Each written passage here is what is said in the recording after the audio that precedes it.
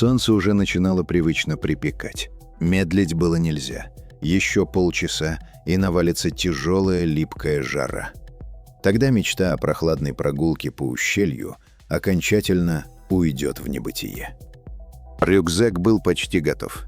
Вода, аптечка, перекус — все на месте. Оставалось допить кофе и выйти к знакомой тропе. Туда, выше, к ледяным горным рекам, холодным камням и тишине.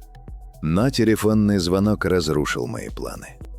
Кто вообще звонит так рано? Да еще в выходной. Номер был знакомый. Я уже работал с этой компанией, и они прекрасно знали мои субботние тарифы. Звонок оборвался. Через несколько секунд пришло сообщение. «Доктор Ворис, у нас критическая ситуация. Нужна ваша помощь. Платим тройной тариф. Машина уже у вашего дома». Я подошел к окну. Внизу, у ворот, действительно стоял черный «Мерседес» С-класса. Ну что ж, ущелье сегодня обойдется без меня. Я допил кофе, отнес рюкзак обратно в кладовку и вышел к машине. Город постепенно наполнялся зноем. «Мерседес» неторопливо пробирался через пригород, а я слушал голосовое сообщение от ведущего инженера.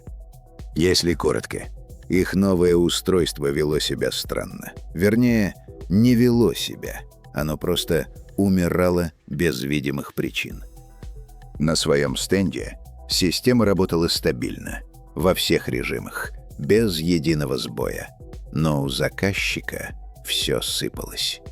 Полдня испытаний, и очередной образец уходил в глухую защиту.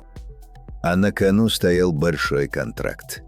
Если они обходят конкурентов, производство и разработка обеспечены работой на несколько лет вперед.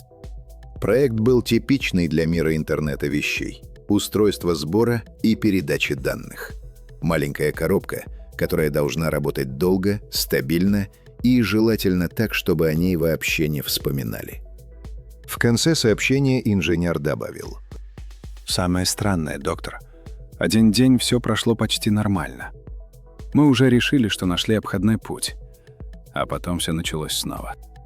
Я перемотал этот фрагмент и прослушал еще раз. Один день все прошло почти нормально. Такие фразы лучше не пропускать. Обычно в них и прячется проблема. Лаборатория была упакована по высшему разряду. Хорошие приборы, аккуратные рабочие места, эргономичная мебель, даже зона отдыха. Но горы пустых коробок от доставки еды в углу говорили честнее любого интерьера. Команда не выходила отсюда уже несколько суток. Ведущий инженер встретил меня у входа. Лицо у него было спокойное, но это было спокойствие человека, который уже слишком устал нервничать. «Спасибо, что приехали, доктор Ворис». «Пока не за что. Сначала посмотрим, что у вас тут умерло». У монитора сидели программист и инженер-испытатель.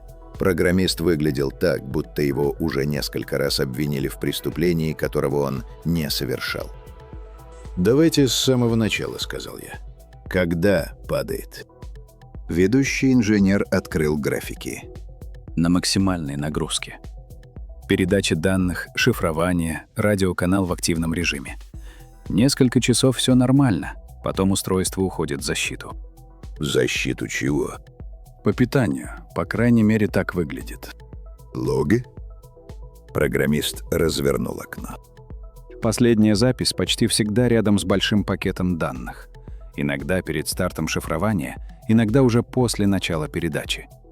Поэтому мы думаем на софт. «Думаете? Или надеетесь?» Он посмотрел на меня устало. 3 ночи назад я был уверен, что это софт. Сейчас я уверен только в том, что хочу поспать. Это было честно. А честность в таких делах экономит время. Что уже проверяли? Испытатель начал перечислять. Прошивку меняли, частоту передачи снижали, шифрование отключали, блок питания у заказчика заменяли, кабели меняли. И?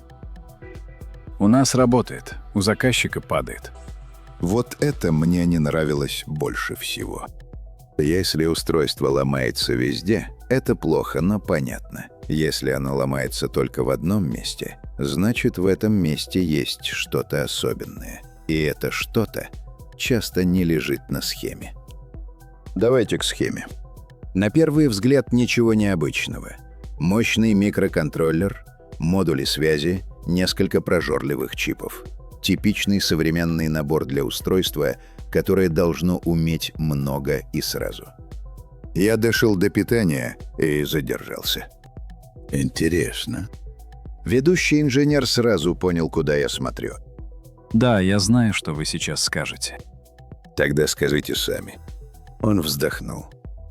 С 12 вольт на 5 через LDO. И да, при таком токе это не самое красивое решение. Не самое красивое — это когда шелкография зеркальная. А тут решение уже ближе к философскому. Программист тихо хмыкнул. Инженер объяснил. Изначально питание было 5-вольтовым. Потом заказчик изменил требования, переделывать плату времени не было. Пересчитали тепловой режим, запас получался. В лаборатории все подтвердилось. «Запас большой?» — спросил я. Формально запас был. Небольшой, но был. Вот такие запасы я не люблю. Они хорошо выглядят в таблице, но плохо переносят реальный мир. Температуру LDO в пике мерили? Да, конечно. Здесь, в лаборатории? Да, здесь. А у заказчика измеряли? Он замолчал. Понятно. На доске были выписаны версии. Софт, радиомодуль, блок питания заказчика, помехи, партия компонентов. Питание самой платы стояло где-то внизу списка, скорее как неприятная особенность, чем как главный подозреваемый. «Почему все-таки софт?» — спросил я. Программист повернулся ко мне. Потому что отказ всегда рядом с одним режимом. Максимальная передача, шифрование, заполненные буферы. Слишком похоже на программную проблему. «Похоже», — согласился я. «Но похоже, это не значит виновато». Если растянуть передачу и снизить пики нагрузки, устройство живет дольше. Вот это важно. Но это может означать не то, что вы исправили программу, а то, что вы уменьшили ток. Он помолчал и кивнул. Да, мы тоже об этом думали. Хорошо. Тогда главный вопрос. Почему здесь в лаборатории все работает стабильно? Ответа не было. Мы еще раз прошли по логам. Устройство шло по сценарию, нагрузка росла, обмен данными усиливался, шифрование включалось, и потом наступала тишина. Не ошибка, не исключение. Просто обрыв. Как будто кто-то выдернул из него жизнь. Сказал испытатель и вздохнул. «Или температурный запас», — сказал я. Он посмотрел на меня. В смысле? «Пока ни в каком. Просто думаю вслух». Я попросил журнал испытаний. Тот день, когда образец продержался почти сутки. Когда был? Испытатель открыл таблицу. 3 дня назад. Тест стартовал утром, остановили вечером вручную. Отказа не было. 3 дня назад. Обычная дата. Но внутри что-то тихо шевельнулось. Шли часы. Ситуация прояснялась неприятным образом.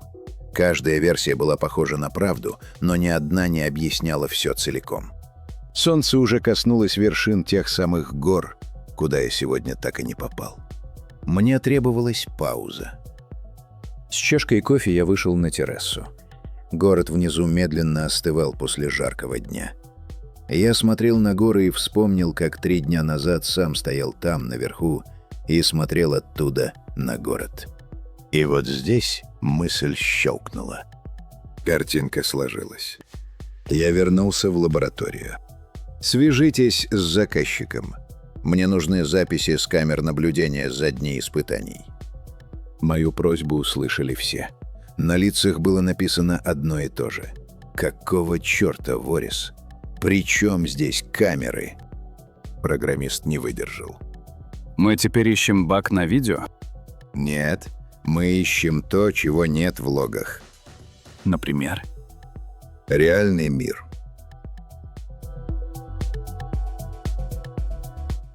Через час записи были у нас. Я открыл день с отказом и включил ускоренную перемотку.